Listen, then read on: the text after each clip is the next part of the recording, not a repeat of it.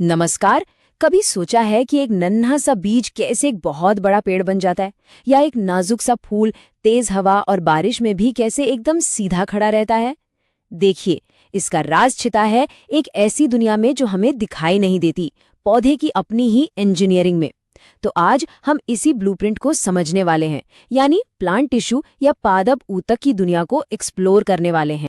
तो सवाल ये है कि एक पौधे की ताकत और उसके लगातार बढ़ते रहने की क्षमता के पीछे का असली सीक्रेट क्या है? इसका जवाब है सेल्स के एक बहुत ही ऑर्गेनाइज्ड नेटवर्क में। एक ऐसी दुनिया जिसे हम सिर्फ माइक्रोस्कोप के नीचे ही देख सकते हैं। तो चलिए इस छोटी सी आर्किटेक्चर की परतों को एक एक करके खोलते हैं। हमारा आज का सफर इन 5 हिस्सों में बटा है। सबसे पहले हम जीवन के इन बिल्डिंग ब्लॉक्स को समझेंगे, फिर ग्रोथ के इंजनों के बारे में जानेंगे, इसके बाद पौधे की सपोर्टिंग स्ट्रक्चर्स को देखेंगे, फिर उसके सुपर हाईवे को, और आखिर में इन सब को मिलाकर जीवन के पूरे ब्लूप्रिंट को समझेंगे। तो चलिए शुरू करते हैं हमारे पहले हिस्से से, जीवन के निर्माण खंड। और सबसे बेसिक सवाल से शुरू करते हैं कि आखिर ये टिश्यू या ऊतक होता क्या है? देखिए, सीधी सादी भाषा में कहें तो टिश्यू एक जैसी दिखने वाली सेल्स की एक टीम है जो एक साथ मिलकर एक खास काम को पूरा करती है। जैसे हमारे शरीर में मसल टिश्यू हमें चलने फिरने में मदद करते हैं, ठीक वैसे ही पौधों में भी हर काम के लिए एक स्पेशल टिश्यू होता है।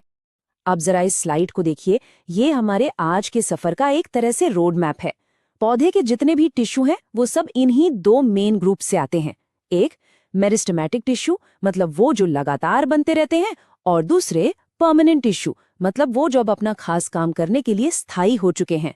और हाँ, ये 2 अलग अलग दुनिया नहीं है, बल्कि एक ही कहानी के 2 हिस्से हैं।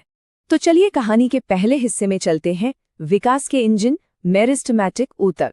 आप इन्हें पौधे की 24 घंटे काम करने वाली कंस्ट्रक्शन टीम की तरह समझ सकते हैं। यही वो टीम है जो पौधे की नींव रखती है और फिर उसे लगातार बड़ा करती जाती है। अच्छा, इस कंस्ट्रक्शन टीम को इतना खास क्या बनाता है?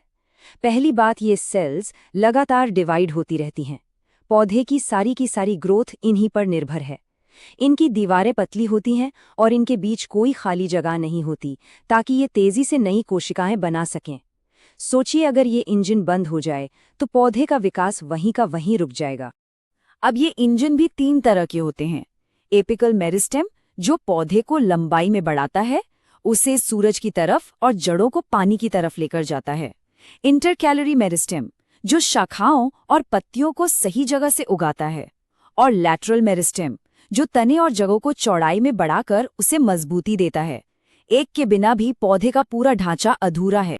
और ये स्लाइड बिल्कुल सटीक तरीके से दिखाती है कि ये इंजन आखिर लगे कहाँ होते हैं। एपिकल सबसे ऊपर और सबसे नीचे पौधे को फैलाने के लिए, और लैटरल किनारों पर उसे एक मजबूत पिलर बनाने के लिए। मतलब प्रकृति की इंजीनियरिंग कितनी कमाल की है, हर चीज अपनी एकदम सही जगह पर। तो अब आगे बढ़ते हैं हमारे तीसरे सेक्शन पर, सहायक संरचनाएं, सिंपल परमानेंट टिश्यू। एक बार जब मेरिस्टेमेटिक टिश्यू यानी कंस्ट्रक्शन टीम अपना काम कर देती है तो कुछ सेल्स मैच्योर होकर स्पेशलिस्ट बन जाती हैं। ये वो सेल्स हैं जिन्होंने अब एक खास करियर चुन लिया है। परमानेंट टिश्यू की सबसे बड़ी पहचान ही यही है कि ये अब डिवाइड नहीं होते। इनका पूरा का पूरा ध्यान अपने स्पेशल काम पर होता है, चाहे वो खाना बनाना हो, सहारा देना हो या कुछ भी। ये पौधे के स्पेशलिस्ट वर्कर्स हैं, समझिए। इन स्पेशलिस्ट्स में 3 मेन टाइप हैं। पैरेन्काइमा, ये पौधे का किचन और स्टोर रूम है, जो खाना बनाता और जमा करता है। कोलेनकाइमा उसे लचीला सपोर्ट देता है ताकि वो हवा में झुके पर टूटे नहीं। और स्क्लेरेनकाइमा, ये बहुत दिलचस्प है। ये मरी हुई कोशिकाएं पौधे को एकदम कठोर मजबूती देती हैं, जैसे किसी बिल्डिंग में स्टील के खंभे। अगर इनमें से एक भी टीम काम करना बंद कर देना तो पूरा सिस्टम गड़बड़ा जाएगा। इससे अगर असल जिंदगी में देखें तो आलू का जो गूदा होता है वो पैरेन्काइमा है। पत्ती की वो लचीली नस जो उसे मुड़ने देती है वो कोलेनकाइमा है। और नारियल की जटा की वो जबरदस्त कठोरता, वो स्क्लेरेनकाइमा की ही ताकत है ना कमाल? हर किसी का कितना जरूरी रोल है। चलिए अब चौथे सेक्शन पर चलते हैं, पौधे के super highway, complex permanent tissue. ये पौधे का लॉजिस्टिक्स और सप्लाई नेटवर्क है, जो हर सेल तक जरूरी सामान पहुंचाता है और वहां से तैयार माल लेकर आता है। इस सुपर हाईवे के 2 लेन हैं, जाइलम और फ्लोएम। जाइलम एक वाटर पाइपलाइन की तरह है जो जड़ों से पानी और मिनरल्स ऊपर पत्तियों तक पहुंचाता है। ये वन वे ट्रैफिक है, सिर्फ ऊपर की ओर। वहीं फ्लोएम एक फूड डिलीवरी सर्विस है जो पत्तियों में बना हुआ खाना पौधे के हर हिस्से तक पहुंचाता है। ये दोनों एक दूसरे पर पूरी तरह से निर्भर हैं। बिना जाइलम के पानी के फ्लोएम का खाना बन ही नहीं सकता। और जब जाइलम और फ्लोएम की ये पाइपलाइनें एक साथ मिलती हैं तो वो वैस्कुलर बंडल बनाती हैं। ये पौधे की लाइफलाइन है। यही वो नेटवर्क है जो ग्रोथ के इंजन, सपोर्ट स्ट्रक्चर और किचन सबको एक दूसरे से जोड़ कर रखता है। और अब हम पहुंच गए हैं अपने आखिरी सेक्शन पर, जीवन का एक ब्लूप्रिंट। तो चलिए अब इन सभी अलग अलग हिस्सों को जोड़कर देखते हैं कि कमाल का सिस्टम एक साथ काम कैसे करता है। चलिए वापस अपने मास्टर फ्लो चार्ट पर आते हैं। अब देखिए ये तस्वीर ज्यादा साफ दिख रही है।